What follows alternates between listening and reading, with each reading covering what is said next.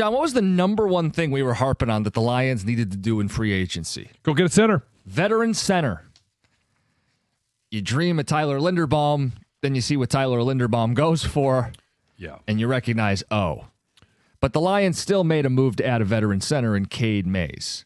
Yeah, so you had, in this group of centers that were set to be free agents, 2 top targets. One of them was Connor McGovern, who stayed in Buffalo, so he was never an option. The other one, Tyler Linderbaum.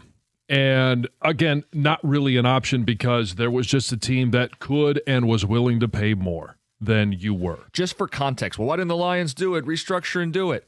Okay, but just so we understand, the money that he's making, Linderbaum, is significantly more than the number 2 center in the NFL in Creed Humphrey. Correct. Isn't it like a $9 million gap between center 1 and center 2? This was an overpay of epic proportions. For context, the player the Lions got is $8 million a season. The gap from 2 to 1 in the center market was more than his entire contract. Think about that, John. Yeah, it's and great for Linderbaum because he became a free agent in the exact right year. A number of teams were looking for a center. And I love the fact that for him, he got paid. Mm-hmm. I love the fact that the Lions, because there's a big drop from those 2 that we just talked about to everyone else. But in my opinion, they got the next best available on the market, Cade Mays. And they signed him for 3 years, what it took to get Tyler Linderbaum for 1. Yeah. And so what do you get in Cade Mays? You get a guy that has 1 year of starting experience. Last year was the first year he started in Carolina. He is a high-level pass protector at the center position. So what does that mean for this team? 1, I get experience at that position of redirecting, calling plays, doing everything you've got to do as a center mentally and verbally. And then in regards to production in the pass game, I don't expect that. I think Jared Goff is going to have the ability to step up in the pocket this year where he didn't last year. You're not going to have a center that gets overwhelmed, and it allows Tate Ratledge, who had a good rookie season at guard, to stay there and continue to improve at the same position. You get competition at left guard. What does it mean for the run game? Well, with Drew Petzing coming in, what did we hear? He loves the gap schemes. This is a center that can excel in gap schemes. I mentioned it earlier. He's really good in a phone booth. I don't want to get him running side to side. He's not a center that you're going to see snap and pull. That's not him. He is really good at going vertical, north and south. And we love being able to go north and south. More north than south. Yeah, ideally. Yes, John. How about Will Birchfield with the stat on this? Mays did not allow a sack over the last 2 seasons. Now, only one is a full-time starter, but that's minimum 500 opportunities. There's only 3 centers who allowed 0 sacks in that span. Mays, McGovern, and Bortolini. Mm-hmm. And McGovern and Bortolini weren't available. So you get the guy that you can plug in the middle of your offensive line to keep chaos and havoc and pressure away from Jared Goff's direct vision. Yes. And I love your point about Ratledge. We don't have to worry about moving him to center in a new position that he didn't play in college. No, keep him at guard where he played in college, where he played last season. This helps them in the middle. They give him a starting quality center that they didn't have a year ago. And I would not rule out, I don't know if they will or not, but I wouldn't rule out signing another experienced guard. They traded for Juice Scruggs. They've got Miles Frazier and obviously Christian Mahogany. Mm-hmm. There's going to be great competition there. And may the best man win, and hopefully it's going to be good enough and improved upon what we saw last year. But with the center that can make some of these blocks and make the calls, get everything going in the right direction, instantly I do think it improves that left guard position. Now the big question is, what are they going to do at tackle? Yeah. Because Larry Borum is not a starting left tackle. No, he's a swing tackle, right? Yeah. He replaces Skipper / the Manu development that hasn't happened. Right, and Larry Borum could be, you mentioned he replaces Skipper. I don't know what his hands are like, but he might be that extra offensive lineman that they bring in. I saw a photo going around of him carrying a football. I don't know if he picked up a fumble. But yeah, they can get creative with their offensive guys. They're big boys. And John, here's the other thing. I think if they're taking a tackle at 17, it's a guy who in a pinch can play it if a rookie has a setback. Ideally, you're drafting someone to play 17 games at tackle. Yes. But having a little insurance with the uncertainty, that's the Borum signing from yesterday. Sure. And again, it still doesn't rule out signing another swing tackle to compete with him. Right.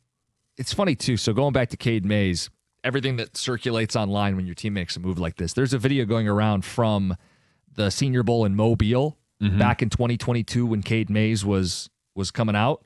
Who was his coach? Hank Fraley was working with him and the crew. So Fraley, of course the O-line coach is going to weigh in on the center you bring in, but has actually been out on a field with him and watched him go through and evaluated him. Got hands-on experience. Right. So I think there's something to be said for that too. Yeah, because at the Senior Bowl, one of the benefits that coaches have is I talk about hands-on. You're watching film, you're watching one-on-ones, you're watching run schemes, and you are able to talk through some of the adjustments that you want them to make. How well does he handle those adjustments? How quickly does he pick them up? And he must have checked at least some of those boxes for Hank Fraley to say, yeah, I think this is a guy we should go get. He's standing next to other offensive linemen, and he is a slab of a human being. Oh, he's a wide body. Yeah, he's a brick. Yeah.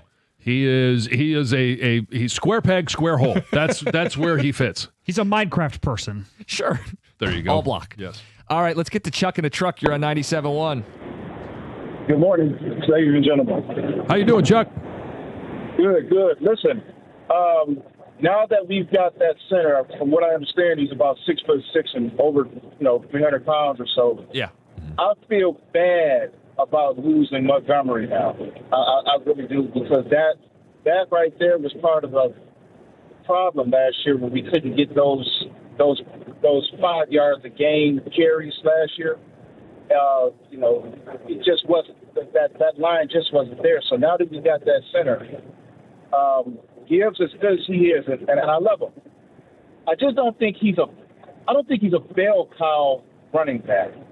I think he's one of those guys that you want to give it to him, slash him, as another running back beats up that defensive line. And that's where I'm at. What do you think? Well, Chuck, remember 2 years ago when David Montgomery was hurt, and we had those same questions? Can Jahmyr Gibbs be that bell cow? Can he run downhill between the guards? And I thought he answered those questions great at that time. And I would caution you, wait on the emotional response to losing Monty. I think we all think that Monty was a really good compliment to Jahmyr Gibbs. But let's see what the Lions do in replacing him, and then let's talk about whether or not we feel bad about losing Montgomery. I hear you.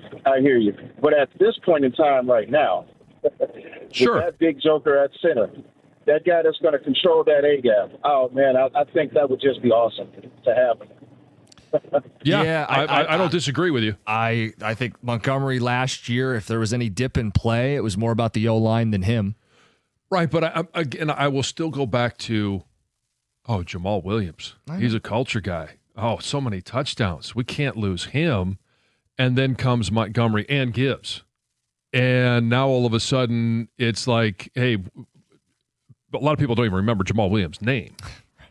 And that's why I say, let's see what they do with that RB2 position. Well, you say that, but we say that because we did replace him with David Montgomery, and now we lost David Montgomery.